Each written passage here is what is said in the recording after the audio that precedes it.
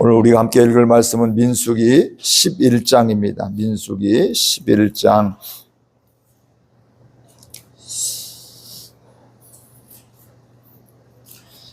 민수기 11장. 여호와께서 들으시기에 백성이 악한 말로 원망하며 여호와께서 들으시고 진노하사 여호와의 불을 그들 중에 붙여서 진영 끝을 사르게 하시매 백성이 모세에게 부르짖음으로 모세가 여호와께 기도하니 불이 꺼졌더라.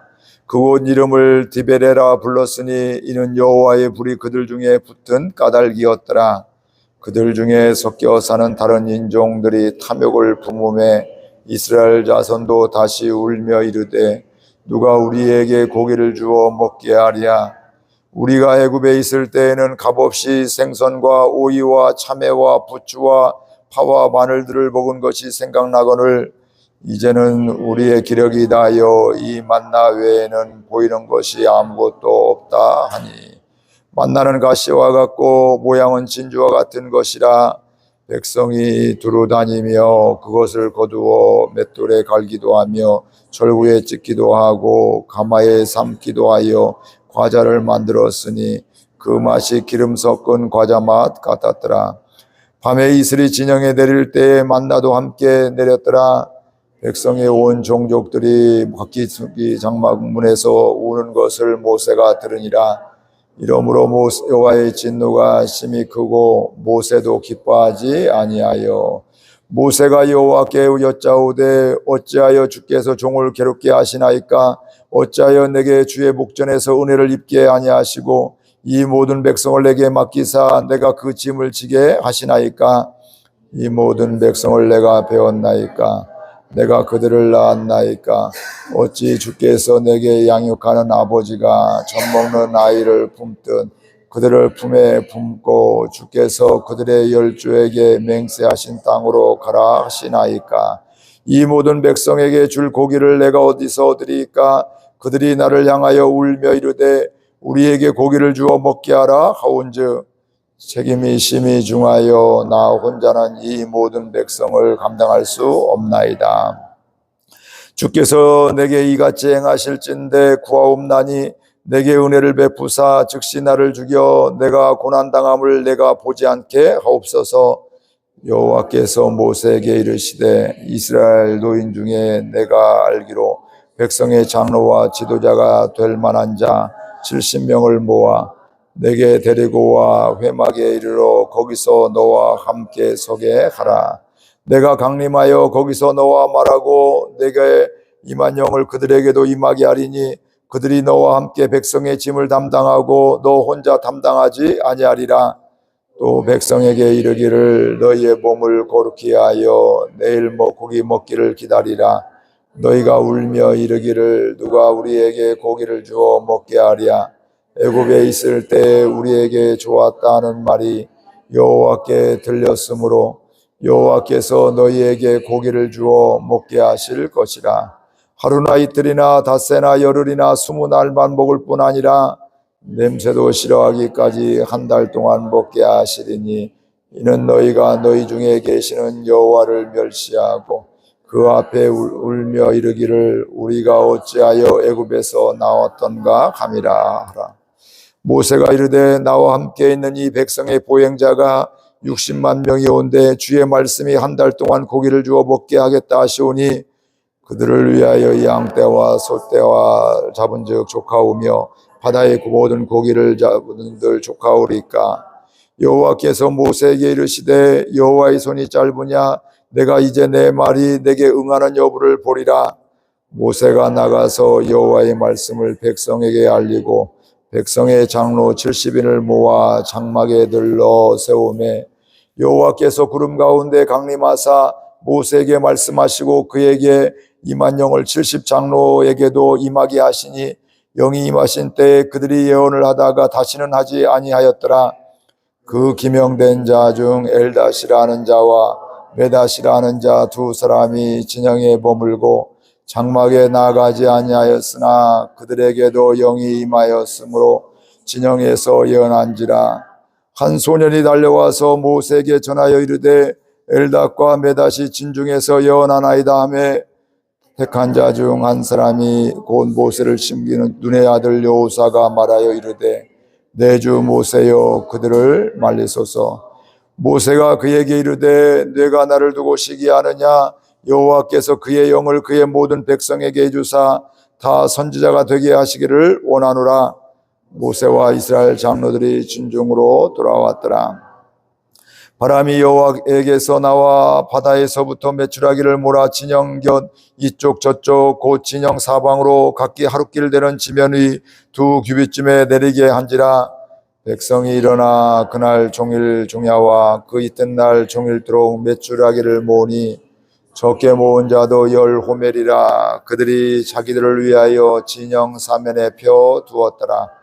고기가 아직 이 사이에 있어 씹히기 전에 여호와께서 백성에게 대하여 진노하사 심히 큰 재앙으로 치셨으므로 그곳 이름을 기브로 핫다와라 불렀으니 욕심을 낸 백성을 거기 장사한이었더라.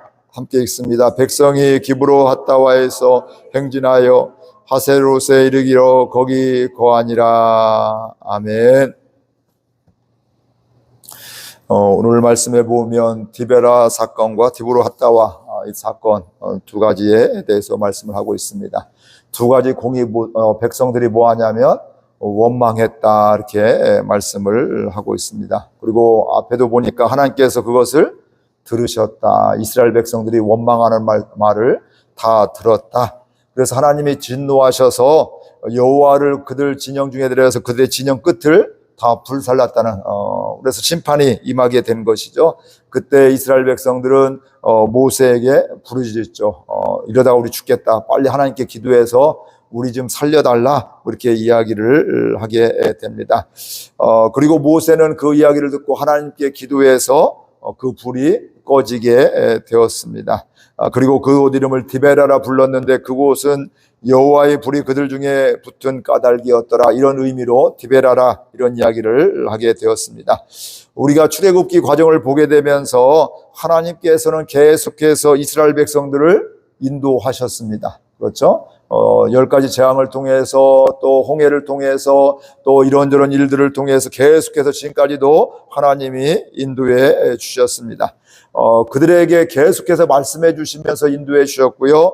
또 지난 장에서는 구름 기둥과 불 기둥으로 그들을 인도하여 주셨고 또 회막 맡은 일, 그 레위인들에게 일을 맡기면서 하나님께서 그곳의 성막에 회막에 거하시겠다 이렇게 말씀을 해 주셨습니다. 그러니까 하나님은 하나하나 그 순간에 맞게 말씀해 주셔서 이스라엘 백성들을 인도해 주신 것이죠. 근데 그렇게 이스라엘 백성들을 인도해 주신 이유는 그들이 하나님의 백성이 되었고 하나님은 그들을 사랑하셨고 또 그들과 함께하여 주셨기 때문에 그렇습니다. 근데 하나님은 그렇게 변함없이 사랑해 주시고 말씀해 주시고 인도해 주심에도 불구하고 이스라엘 백성들은 오늘 말씀해 보니까 원망했다 이렇게 말씀을 하고 있습니다. 근데 그 원망한 것이 어떤 말로 원망했냐면 악한 말로 원망했는데 단순한 원망이 아니라 악한 말로 원망했다고 뒤에 있는 말씀으로 보게 되면 오늘 뒤에 있는 말씀 보게 되면 하나님을 멸시하는 거다 이렇게 말씀을 하고 있습니다. 하나님을 멸시하니까 하나님을 알지 못하니까 하나님을 하나님으로 알지 못하니까 그렇게 원망하고 악한 말을 하게 된다 이렇게 말씀을 하고 있습니다. 이게 사람입니다. 우리 사람들이 연약해서 그렇습니다.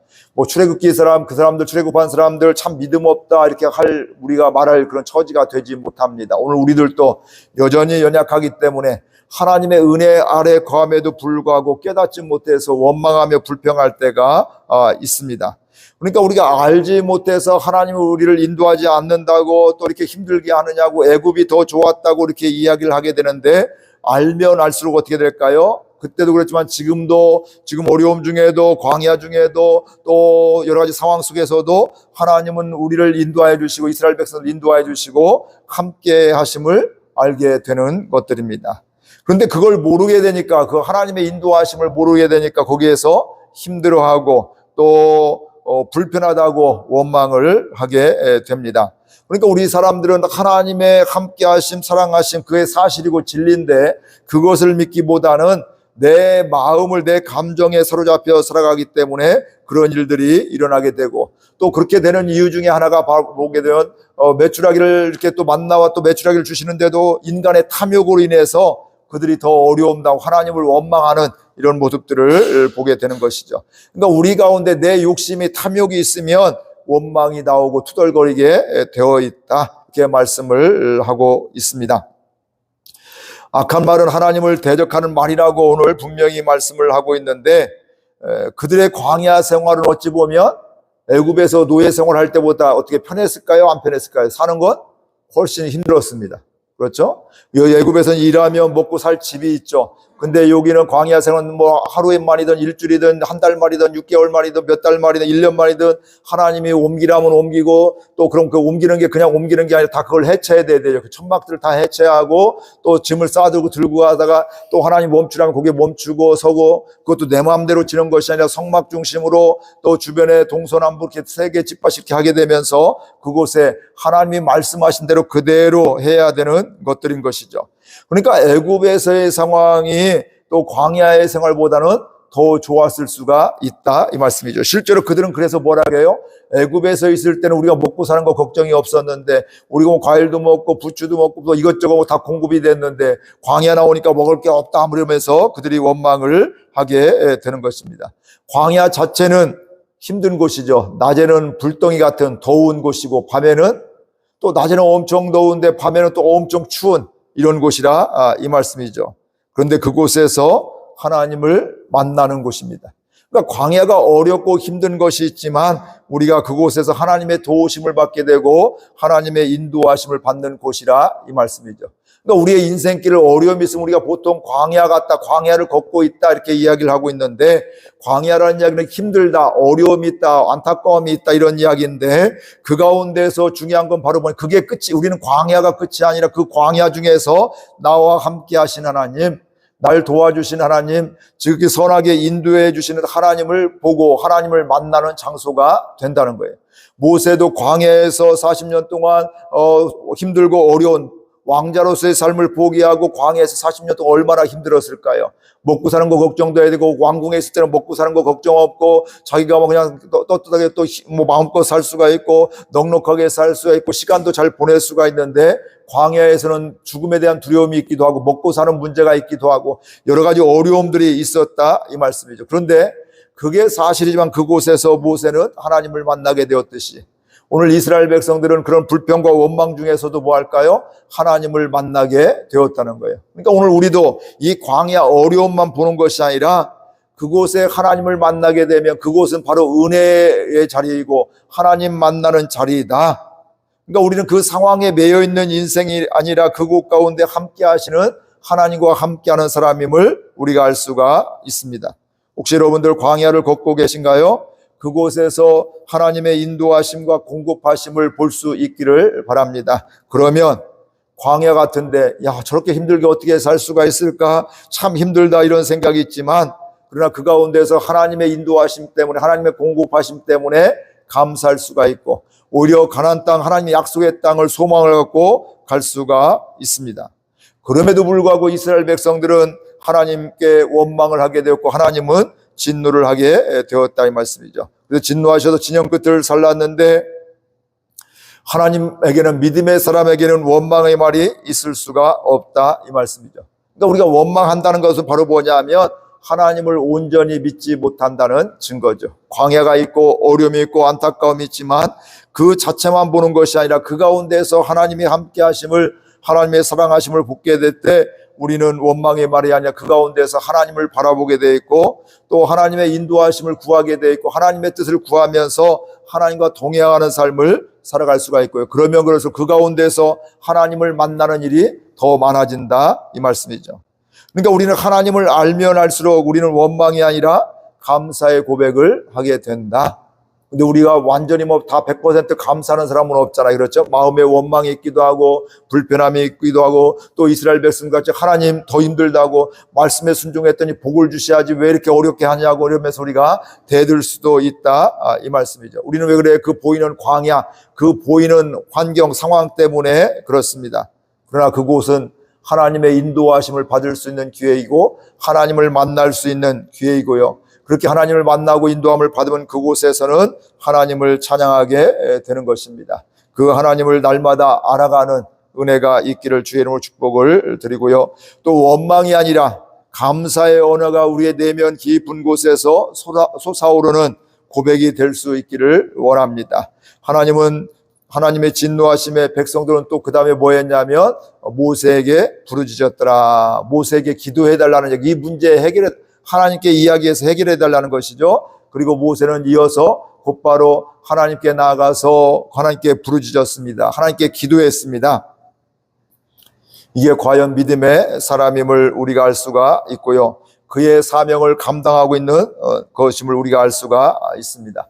백성들이 원망하고 불평하고 탐욕에 가득 찬 걸 보게 되면 화가 날 수가 있고, 나도 몰라, 니들 뭐 죄를 지은 거 그 죄값을 감당해야 돼, 너들 뭐 이렇게 어려움 당해도 싸, 뭐 이런 생각을 가질 수가 있는데, 모세는 그런 생각을 가지 않고 그런 상황 속에서 뭐 했다고요? 하나님께 나아가서 기도했다. 이게 바로 믿음의 사람이라는 것입니다.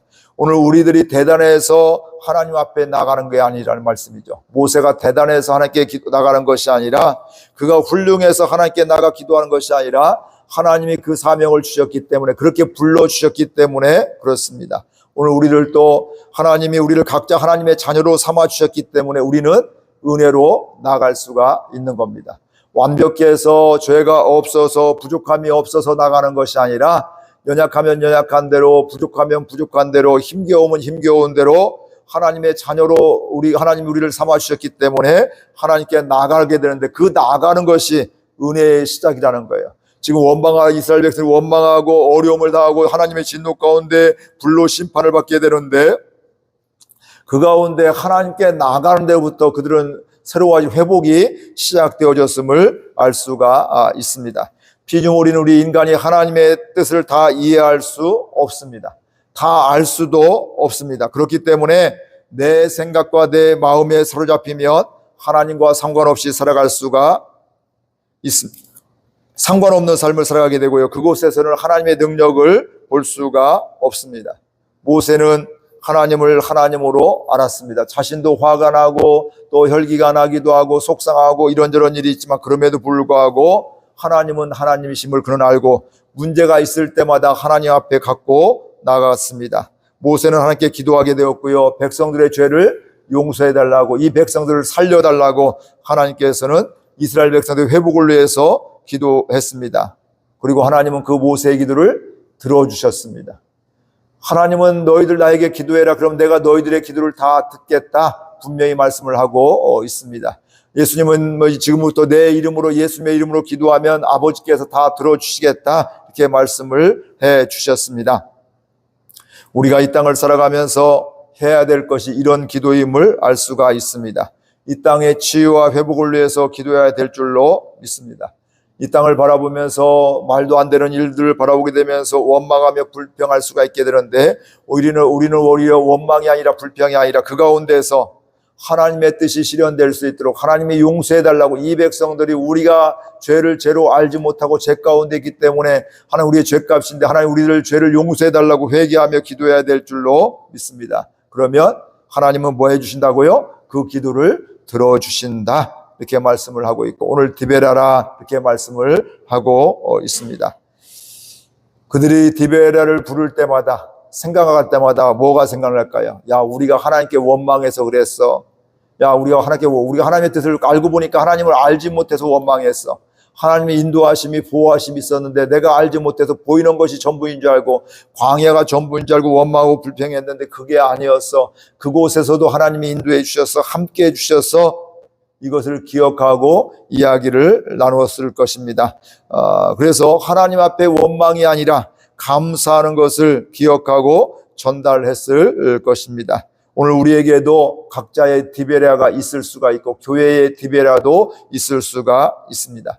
그러나 그 상황 속과 형편만 바라보는 것이 아니라, 이때 우리가 하나님 앞에 반응해야 될 것은 뭐라고요? 원망이 아니라 감사이고 기도이다, 이렇게 말씀을 하고 있습니다.